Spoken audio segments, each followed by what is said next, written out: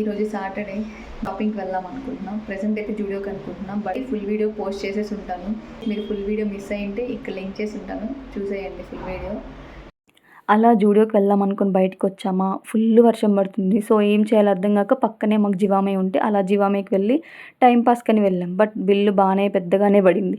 Next వచ్చేసి ఇంకా జూడియోలో మనందరికీ తెలిసిందే, బట్ తెలియని వాళ్ళ కోసం చెప్తున్నా. ఇన్ కేస్ కొత్తగా జూడియో కోసం వింటున్నారు అంటే, మనకి జూడియోలో ప్రైజెస్ అనేవి చాలా తక్కువ ఉంటాయి, అంటే రీజనబుల్గానే ఉంటాయి.